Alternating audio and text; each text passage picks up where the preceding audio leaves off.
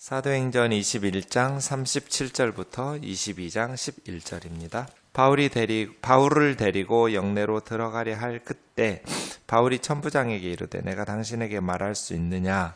이르되 내가 헬라말을 아느냐? 그러면 네가 이전에 소요를 일으켜 자객 4,000명을 거느리고 광야로 갔던 애굽인이 아니냐?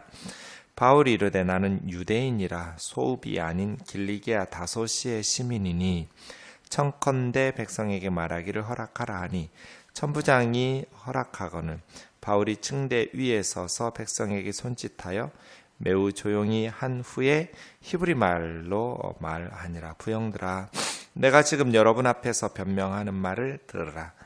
그들이 그가 히브리 말로 말함을 듣고 더욱 조용한지라. 이어 이르되 나는 유대인으로 길리기아 다소에서 났고 이 성에서 자라 가말리알의 문화에서 우리 조상들의 율법의 엄한 교훈을 받았고 오늘 너희 모든 사람처럼 하나님께 대하여 열심히 있는 자라. 내가 이 돌을 박해하여 사람을 죽이기까지 하고 남녀를 결박하여 옥에 넘겼으니 이에 대제사장들과 모든 장로들이 내 증인이라. 또 내가 그들에게서 다메섹 형제들에게 가는 공문을 받아가지고 거기 있는 자들도 결박하여 예루살렘으로 끌어다가 형벌 받게 하려고 가더니 가는 중 다메섹에 가까이 갔을 때 오정쯤 되어 호련히 하늘로부터 큰 빛이 나를 둘러 비치매 내가 땅에 엎드러져 들으니 소리 있어 이르되 사울아 사울아 네가 왜 나를 박해하느냐 하시거늘 내가 대답하되 주님 누구시니까 하니 이르시되 나는 네가 박해하는 나사렛 예수라 하시더라. 나와 함께 있는 사람들이 빛을 보면서도 나에게 말씀하시는 이의 소리는 듣지 못하더라. 내가 이르되 주님 무엇을 하리이까? 주께서 이르시되 일어나 다메섹으로 들어가라. 네가 해야 할 모든 것을 거기서 누가 이르리라 하시거늘 나는 그 빛의 광채로 말미암아 볼 수 없게 되었으므로 나와 함께 있는 사람들의 손에 끌려 다메섹에 들어갔노라. 아멘. 바울이 3차까지 선교 여행을 마치고 예루살렘으로 오던 길에 거듭해서 바울이 예루살렘으로 들어가면 안 된다는 예언들이 있었습니다. 그래서 많은 형제 자매들이 눈물로 바울을 만류했었습니다.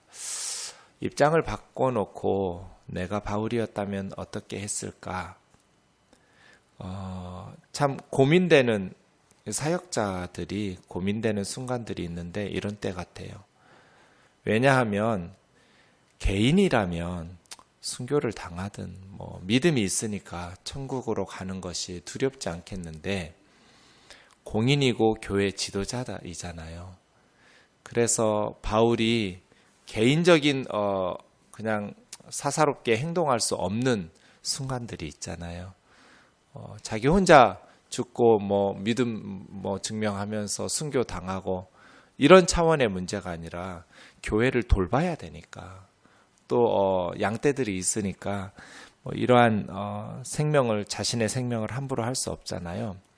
그럼에도 불구하고 바울이 성령의 예언을 통해서 예루살렘에 결박과 박해가 있고 이제 순교 당할 것들을 예언하고 있음에도 불구하고 그 예언들이 사탄이 준 게 아니에요. 성령님께서 주신 기도 가운데 받은 그러한 확신들, 예언들, 응답들이었단 말이죠. 그럼에도 불구하고 바울이 예루살렘으로 갑니다. 이유가 있습니다. 뭘까요? 복음을 전해야 된다는 것입니다. 바울이 결박당함으로써 복음을 전해야 될 사람들이 있는 거예요. 결박당하지 않고 복음을 전할 수 있는 사람들에게 지금까지 10년 넘게 선교했어요. 선교사로 나가기 전에 또 10여 년 동안 사역했어요. 20년 넘는 시간 동안 다니면서 복음을 전했어요. 그런데 바울이 도통 접근할 수 없는 사람들이 있어요. 바울에게 복음을 듣겠다고 초대할 수도 없거니와 함께 들어갈 수도 없는 높은 지위에 있는 사람들. 그들에게 복음을 전하겠다는 그리고 주님께서 그들에게도 복음을 전해야 한다는 예언들이 바울에게 또 주어집니다. 그래서예요.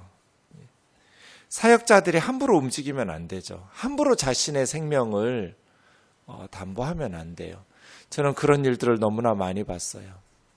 정말 훌륭한 목사님들인데, 정말 훌륭한 선교사님들인데 너무나 빨리 아까운 나이에, 이른 젊은 나이에 천국으로 가는 거예요. 물론 그 선교사님이나 사역자들이 경솔해서가 아니에요. 그냥 하나님께서 부르셔서 어쩔 수 없는 상황이지만 그 후에 남겨놓은 교회와 그 선교지 성도들을 이렇게 얼마나 고생하고 어려움을 당하는지를 보면서 참 귀한 선교사님들, 귀한 하나님의 종들이 건강관리 잘해야겠구나. 제가 옛날에 그랬거든요.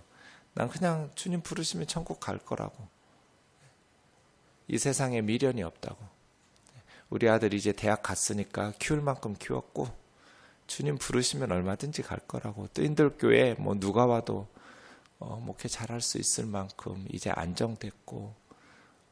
근데 그게 얼마나 교만한 말인지, 무책임한 말인지. 건강관리 잘해야겠구나. 하나님께서 내가 건강관리 잘하고 그렇게 함에도 불구하고 부르시면 어쩔 수 없는 일이지만 너무 경솔하게 개인의 몸인 것처럼 그렇게 말하고 행동하는 것은 그건 믿음 좋은 것이 아니라 무책임한 것이다. 이런 생각이 들었어요.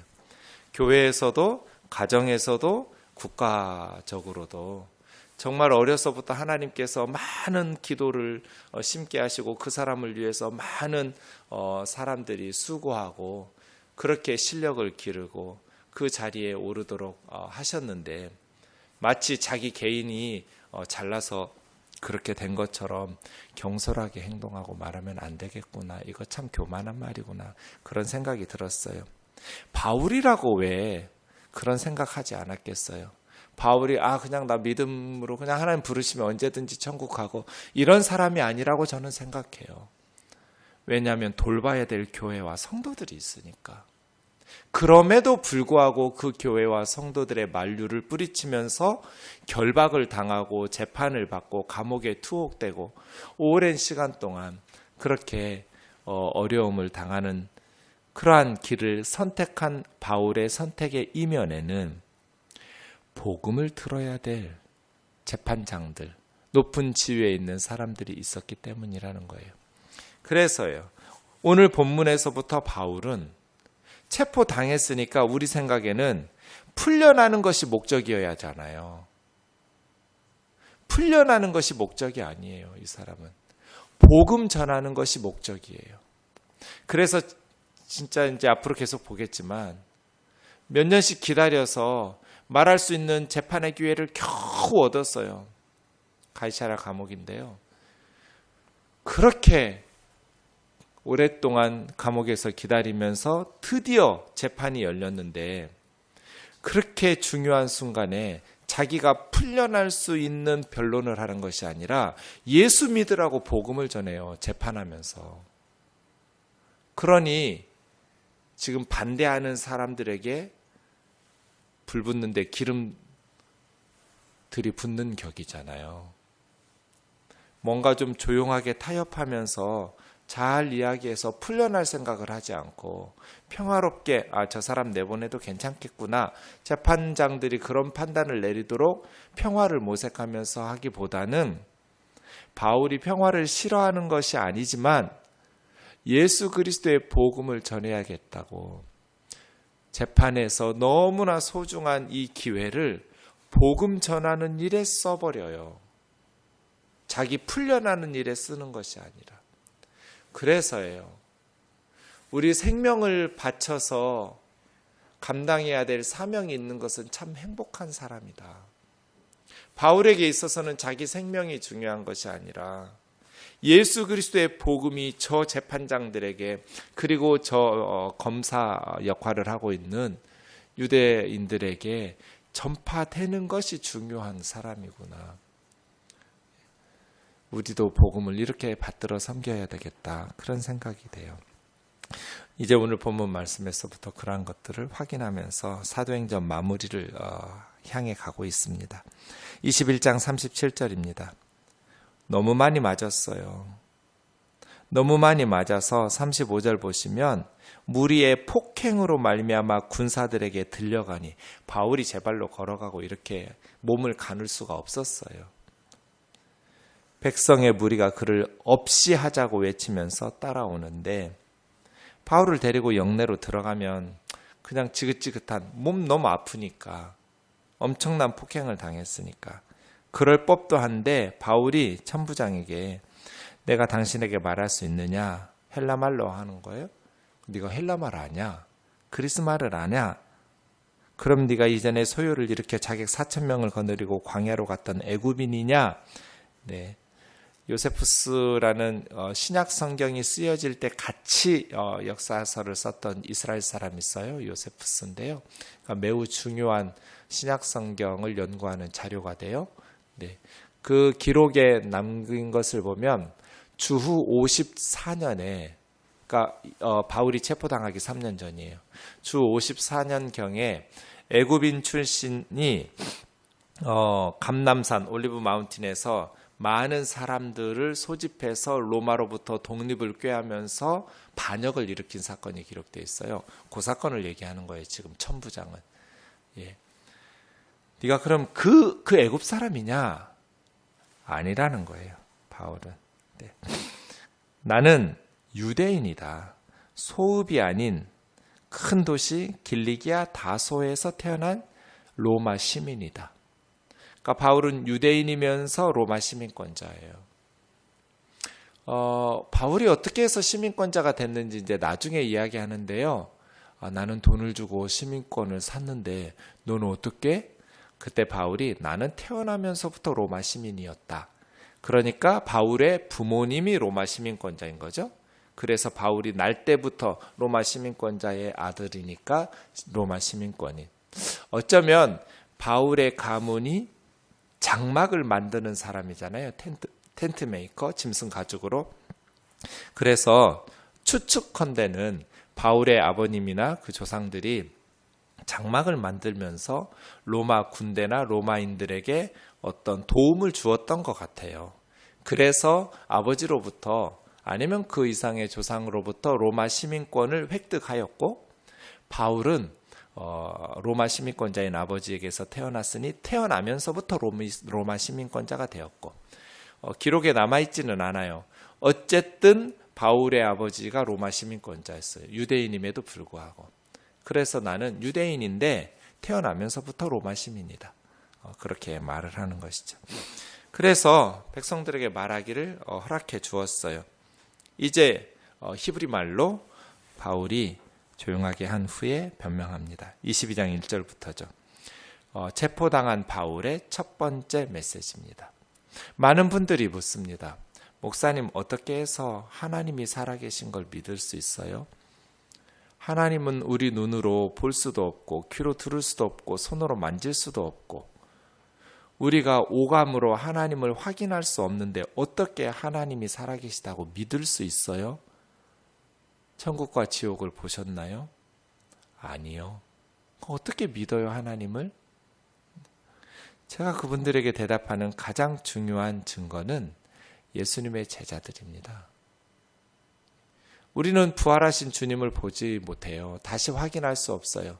우리가 검토할 수 있는 것은 부활하신 주님을 경험했던 제자들이 남겨놓은 신약 성경과 그들이 남겨놓은 교회예요. 그 증거들이 역사적 증거들. 바울이 남겨놓은 신약 성경과 바울이 남겨놓은 교회들이에요. 역사적 자료들을 검토할 수 있어요. 우리가 하나님을 검토할 수 없어요? 안 보이니까요. 부활하신 주님을 만나보고 또 검토할 수도 없어요. 우리가 검증할 수 있는 것은 제자들과 사도 바울 같은 사람들이에요. 그래서요. 사도행전 22장에 바울의 말을 이게 거짓말인 것 같냐고. 바울의 말을 검토해 보라고. 그리고 신약성경에 나오는 사도행전에 나오는 베드로 또 가룟 유다를 제외한 그 11 제자들의 말, 예수님의 친동생이었던 야고보, 유다 이런 사람들의 말을 검토해 보라고. 이 사람들의 말이 거짓말이라면 우리는 사기 당한 거고, 누구에게 속았냐면 바울에게 속은 거라고. 예수님의 제자들에게 속은 거라고. 내가 예수님을 믿는 것은 아무리 부정하려고 해도, 아무리 거부하려고 해도 바울이 거짓말하고 있다라는 확신이 없다고. 예수님의 제자들이 사기치고 있다라는 그러한 심증이 1도 없다고. 사기는 그렇게 안 치니까요. 문선명이나 이만희처럼 치죠. 장길자나 안상홍이처럼 사기쳐요. 자기가 재림 예수라고, 자기가 그런 사기꾼 종교 지도자들은 얼마나 많아요. 지금 우리 시대에도. 사기는 그런 식으로 치죠. 그런데 예수님의 제자들은 다 순교당하면서 그냥 그들의 하는 말이 이런 식이에요. 그래서 22장 1절, 예수님을 변명하는 것. 우리가 세상 속에서 해야 될 일은 예수님을 변호하는 예수의 변호사 역할이에요. 그리스도인들이 세상에서 해야 될 가장 중요한 사명, 예수님을 변호하는 것, 하나님을 변호하는 것. 안 믿는 사람들이 막 하나님 욕하잖아요. 하나님 살아계시다면 어쩌면 이런 일이 일어날 수 있느냐고. 그렇게 함부로 하나님에 대해서 말하고 할 때 우리는 겸손하고 지혜롭게 하나님을 변호하고, 맞다고, 정말 있어서는 안 될 일이라고. 그러나 우리 하나님은 예수님을 십자가에 내어주실 만큼 우리에게 관심을 가지시고 지극히 우리를 소중히 여기시며 아끼고 사랑하시는 분이라고. 우리가 누구를 얼마나 사랑하면 우리 아들, 딸들을 대신 죽도록 내어줄 부모가 어디 있느냐고. 그러나 우리 하나님은 그의 아들 예수 그리스도를 우리 죄인들을 위해서 십자가에 내어주신, 우리 인간들에게 무관심하신 분도 아니고 우리를 함부로 대하시는 분이 절대 아니라고. 하나님에 대해서, 예수 그리스도와 그의 복음에 대해서 변호해야 될 것이 우리 그리스도인들이 세상에서의 사명이에요. 여러분이 예배당 밖을 나가면 언제나 하나님의 변호사이다라는 것을 기억하셔야 돼요. 예수님을 변호하는 거죠. 히브리 말로 말하니까 더욱 조용해졌어요. 3절이요. 나는 유대인으로서, 부모가 유대인이니까 유대인이에요. 길리기아 다소에서 났고, 지금 터키 지방 다소 아시죠? 거기서 태어났고, 그 말이에요. 이 성에서 자라, 예루살렘이죠. 태어나기는 길리기아 다소에서 태어났고 어릴 때 예루살렘으로 와서 교육을 받으면서 자라났어요. 아마 바울의 아버지가 바울의 교육을 위해서 예루살렘으로 온 것 같아요. 아들이 태어나니 이 아들을 잘 가르쳐야겠다. 유대 랍비 교육을, 율법 교육을 제대로 가르쳐야겠다라는 교육에 대한 목적을 가지고 예루살렘 온 것 같아요. 그래서 가말리엘 문화에서, 이 가말리엘은 바울 시대 가장 탁월한 랍비예요. 가말리엘의 문화에서 아주 유명한, 당시의 교육은 지금처럼 학교로 가는 게 아니고요, 랍비에게 몇 명 제자들이 따라다니면서 배우는 거예요. 그런 가말리아의 문화에서 우리 조상들의 율법에 엄한 교훈을 받았고, 당시에 랍비의 두 파가 있었어요. 이스라엘에. 하나는 샴마이파, 하나는 힐렐파. 지도자의 이름을 따라서 샴마이 학파가 있었고 힐렐 학파가 있었어요. 처음에 우리는 힐렐 학파 출신이라고 보았어요, 바울을. 그러나 요즘은 대부분 성경학자들이 바울은 샴마이 학파, 힐렐은 굉장히 자유적인 율법 해석을 하는 사람들이에요.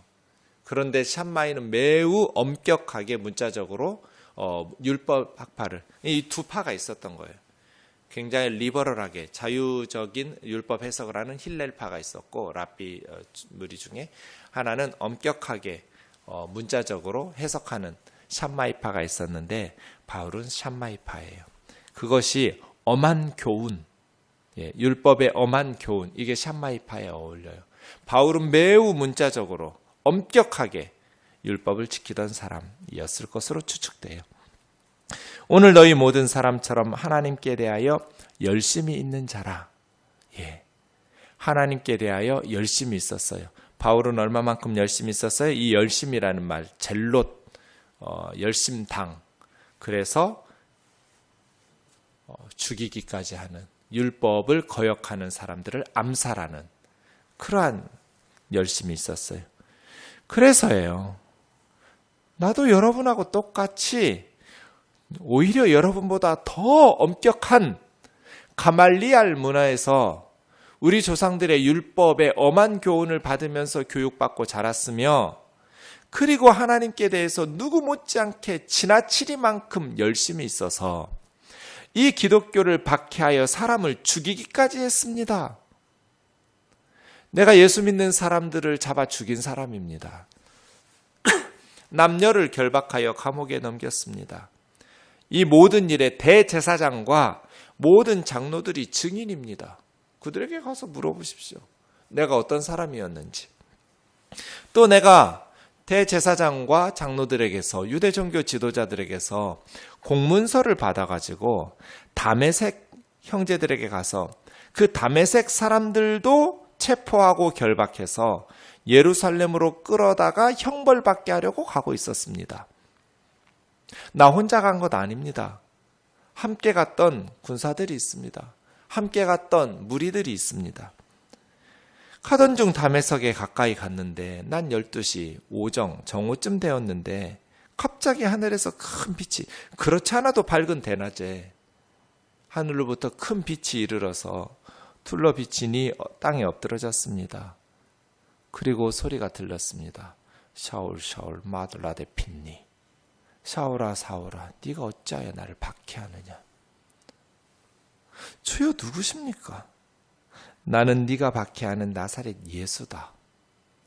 바울은 예수 믿는 제자들이 지어낸 말인 줄 알았어요. 부활이니 예수의 승천이니 말들을.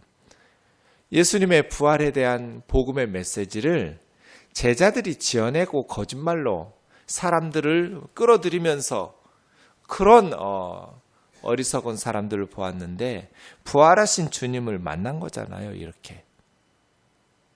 그런데 주목할 것, 나는 네가 박해하는 교회의 머리, 그 제자들의 주인 예수다, 이렇게 하지 않고 나는 네가 박해하는 예수다 이랬어요. 바울은 예수님을 박해한 적이 없어요. 예수 믿는 교회를 박해하고 성도들을 박해했죠. 그런데 주님은 왜 내 제자들, 내 자녀들을 박해했냐고 하지 않으시고 왜 나를 박해했느냐고 그랬어요. 우리가 당하는 고난은 주님의 고난이에요. 주님은 우리가 박해받을 때 예수님 믿는 자들이 박해받는다고 여기지 않으시고 예수님 자신이 박해받는다고 여기셔요. 왜 그럴까요? 우리 안에 주님이 계시니까요. 우리 안에 주님께서 함께 박해받고 고난받는 거예요. 함께 있던 사람들은 빛은 보았고 소리는 못 들었던, 나중에 확인해 보니 그런 거죠. 네. 제가 어떻게 해야 되냐고 그랬더니 다메섹으로 들어가면 네가 해야 될 모든 것을 가르쳐 줄 자가 있을 것이다. 그 밝은 빛 때문에 광채로 인해서 보지 못하고 사람들 손에 끌려서 다메섹으로 들어갔어요. 아나니아라는 사람, 직가라는 곳에 가서 찾아 더듬더듬 가게 된 것이죠. 정직한 심정으로 신약성경 이 제자들의 증언을 검토하고 바울의 증언을 검토하면 우리는 이 사람들에게 어떤 사기적인 의도를 가지고 사람들을 속였는가, 아니면 이 사람들이 정말 있었던 일들인데 혹시 착각, 어떤 잘못된 경험들을 쓰는가, 도저히 그 두 가지를 인정할 수 없는 결론에 이르게 돼요. 의도적으로 사기를 치면서 거짓말도 한 사람들이 아니고요. 어떤 착각의 일에 의해서 단순하게 한두 번 착각해서 말할 수 있지만 착각은 이런 식으로 이루어지지 않거든요. 그래서 저는 예수님을 믿어요. 저에게 성경 배운 분들이 지금 선교지에서 위험한 선교 사역을 감당하고 있어요. 자칫 순교당할 수도 있는. 그런데 그러한 위험을 감수하면서까지 열방에서 복음을 전하는 이유는 이게 사실이기 때문이에요. 이것이 사실인데 그냥 사실이 아니라 목에 칼이 들어와도 부정할 수 없는 사실이기 때문이에요. 이거 외에는 인간이 구원을 받아 천국에 갈 수 있는 길이 없기 때문이에요. 천하 인간에게 구원을 얻을 만한 다른 방법이 없어요. 오직 예수 그리스도를 믿음으로 죄 사함 받아 구원을 받는다는 이 복음, 이렇게 전해주었던 사도적 성경적 복음을 우리도 열심히 최선을 다해서 기도하면서 항상 전도해야 될 대상자들이 있어야 돼요. 모든 성도에게는 금식하고 눈물 흘리면서 영혼의 구원을 위해서 그 사람의 이름을 날마다 불러가면서 기도하는 전도 대상자가 있어야 돼요. 그리고 우리 주변의 사람들에게 예수 그리스도의 복음을 전하도록 우리가 힘써야 되겠습니다. 내일 계속 보겠습니다. 기도하겠습니다. 사랑하는 하나님 아버지, 풀려날 그 상황에 복음을 전합니다. 너무나 많은 폭행을 당해서 몸도 제대로 가누지 못하는 바울이 복음을 전합니다. 예수 그리스도를 증거합니다. 자신이 어떤 사람이었는지를 그들에게 말하면서 어떻게 해서 이제는 변하여 복음을 전하는 이가 되었는지를 증언하고 있습니다. 자비로우신 하나님 아버지, 누구든지 부활하신 주님을 만나면 예수 그리스도의 복음을 접하게 되면 변화됩니다. 바울처럼 변화됩니다. 성령으로 충만하게 하시어 우리에게 기도하게 하시고 이 땅에 죽어가는 영혼들의 이름을 부르며 간구하며 복음 전할 때 주여 그들에게 주 예수 그리스도를 만나는 역사를 허락하여 주옵소서. 예수 그리스도의 복음으로 말미암아 변화되는 삶을 살아가게 하옵소서. 우리가 어떠한 삶을 살았다 할지라도 예수 그리스도를 만나게 되면 예수 그리스도의 부활을 향한 믿음을 가지게 되면 바울처럼 변화될 줄 믿사오니 주여, 주님을 바라보지 못하게 하는 이 세상의 모든 거짓된 것들을 사람들의 눈에서 벗기셔서 바울의 눈으로 예수 그리스도를 바라보았던 것처럼 이 땅의 모든 사람들이 부활하신 주님을 바라보게 하옵소서. 예수님의 이름으로 기도하옵나이다. 아멘.